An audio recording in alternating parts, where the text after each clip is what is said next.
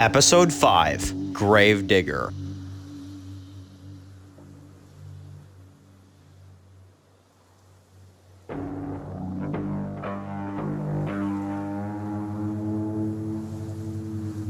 Two days ago.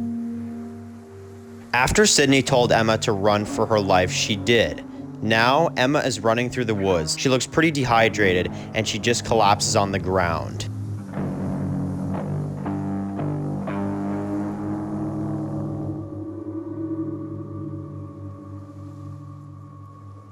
Then suddenly, she wakes up in the middle of the night, and she is surrounded by a group of men, and one of the guys helps her up off the ground. He tells her, "Don't worry, everything is gonna be fine. You're alive." And the men are gonna take Emma back to their community. The men get in the car and drive off.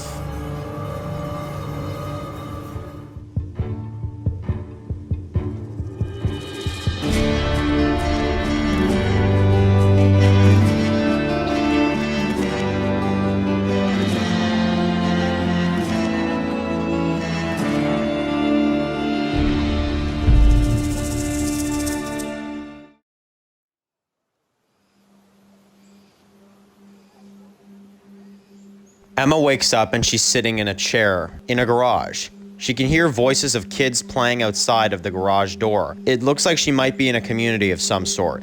She has a big smile on her face, and then when she looks next to her, it's the same guy from before that saved her. And the same guy that saved her is there, and he introduces himself. He says, "Hi, my name is Luke. Sorry for locking you up in here. Our leader doesn't really like new strangers from the outside." Emma makes sure she says thank you to Luke for saving her. Luke starts talking. He asks her how she ended up where she did. Emma says, "Me and my sister, Sydney, have been on the road since it all started. We just keep moving, but the other night we were held at gunpoint by a man. My sister took him down, but she told me to run. So I did, and then next thing you know, I can't find her, and my memory gets a little blurry from there. But I remember I ran for a while. Either way, because I was worried about what could possibly be after me, or back behind me to try to make my way back to my sister. And then, you people found me."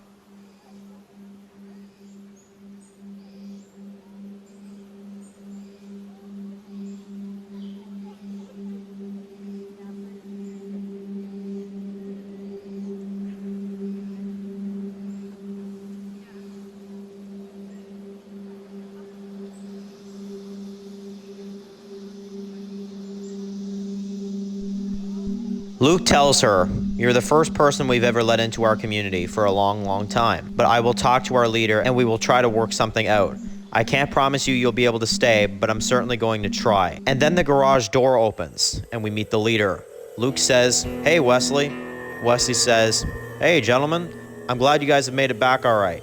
And then Wesley notices Emma sitting in a chair, and he gets mad at Luke and the other guys and says, "How many times have we discussed this?" Luke says, "But Wesley, we found her out there on her own. She needed our help." And Wesley says, "Okay, well, the girl stays for 48 hours. If she's not gone by then, I'll kill her myself." Wesley walks out of the garage, and then Luke says to Emma, he's sorry about him. "He's our leader, but he's a nice guy, trust me." And Emma says, "I can tell." Luke laughs and says, "Come on, I'll show you around."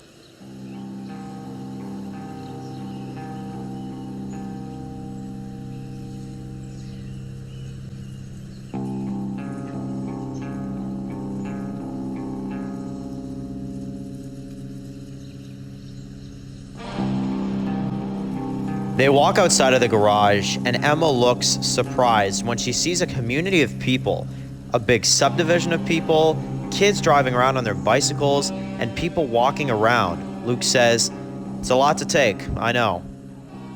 Come on, I'll show you."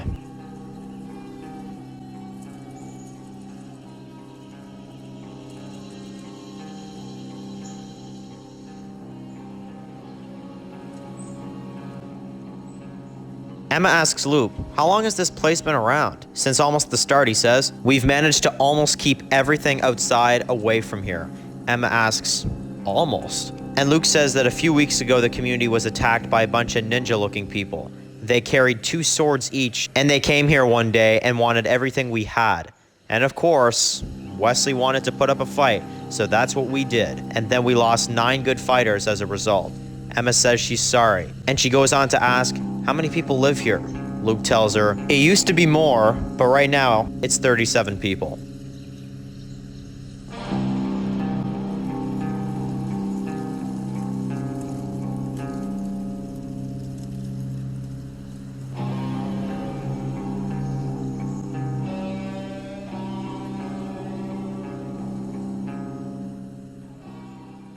Four hours later, Emma notices 7 men nearby the gate. Luke is one of them, and he tells Emma, you might want to stay here, and she asks why. According to Luke, the guards have been saying there's people outside the walls that have been circling around and watching them. They want to go check it out to make sure this isn't another attack. Emma says, for all that you guys have done for me, this is the best I can do. Give me a gun, and I'm coming with you guys. Luke looks hesitant, but he accepts. But he says, do what I say when we're out there. Don't go running off again, okay? Emma says, I'm not planning on it. They go outside the wall to see what's out there.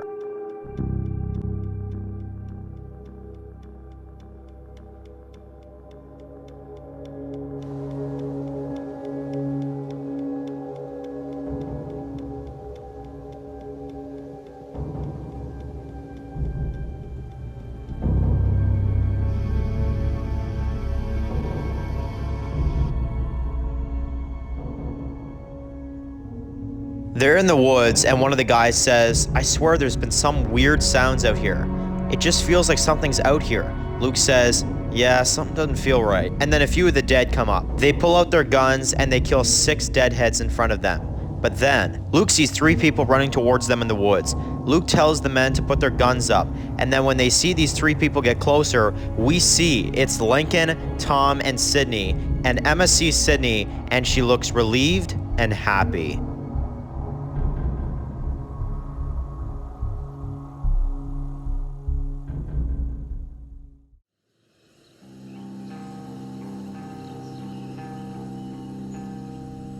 Luke continues to point the gun at Lincoln, and he asks him, who are you? And Lincoln says, a friend if you let me.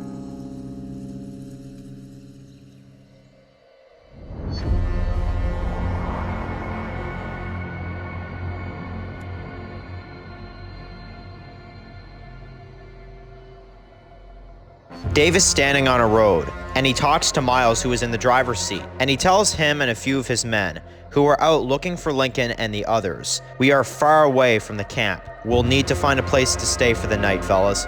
Miles agrees. Tomorrow we head back to our people at camp, and we tell them we didn't find Lincoln yet, and we regroup and do this right. And tomorrow, that's when we'll slaughter them, he says.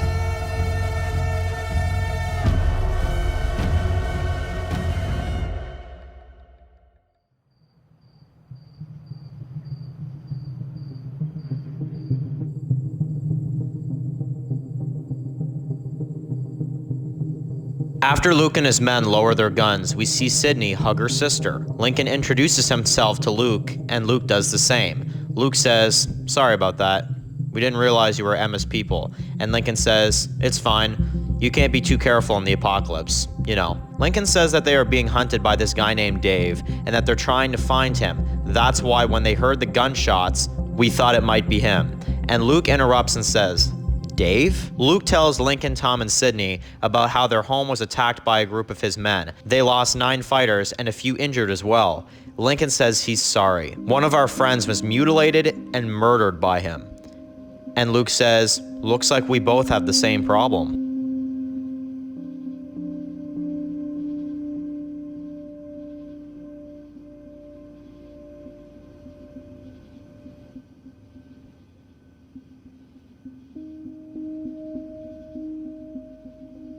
Luke and his men go back to the cabin with Lincoln and the others.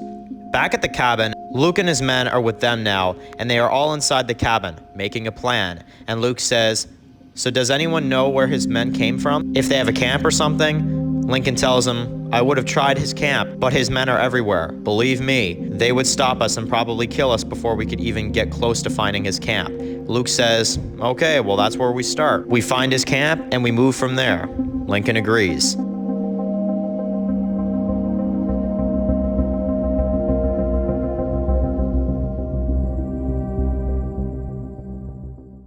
Then out of nowhere, their conversation is cut off by something coming from outside the cabin. One of Luke's men look outside the window to see Dave and his men standing outside the cabin.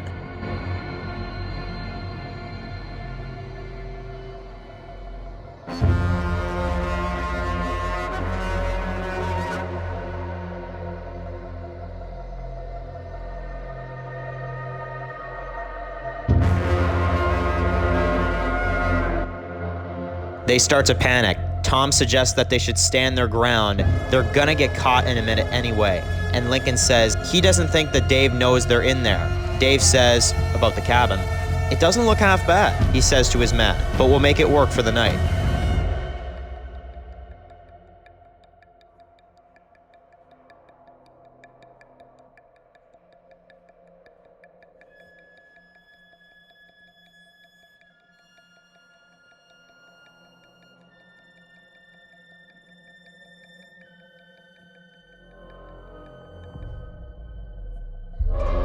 Miles goes to enter the cabin, but as he tries to open the door, it starts to open, but then it closes on him. He looks confused, and then Dave figures it out. "All right, there's someone in there. Look, me and my men are taking this place for the night, so whoever you are, you have 2 minutes to get out." After Dave has no answer, he starts to whisper.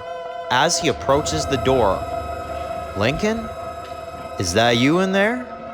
Lincoln and Tom look at each other, and they look torn on what to do. And then Lincoln says to Dave, "Why would you come here? You're practically begging for me to kill you." Dave starts smiling, and then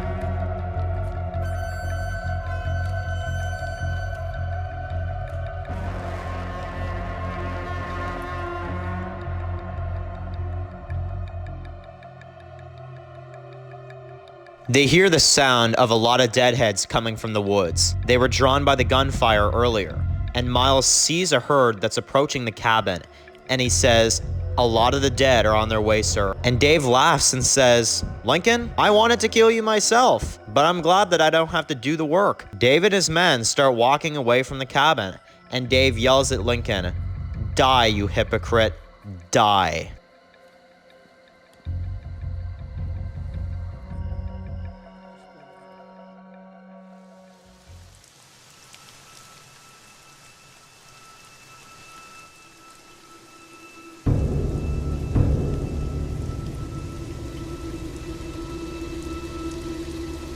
The hundreds of deadheads surround the cabin, and Lincoln, Tom, Sydney, Emma, Luke, and his men are all trapped inside. There's no sign of a way out, and we see Lincoln's face, and he looks like he is about to lose his mind.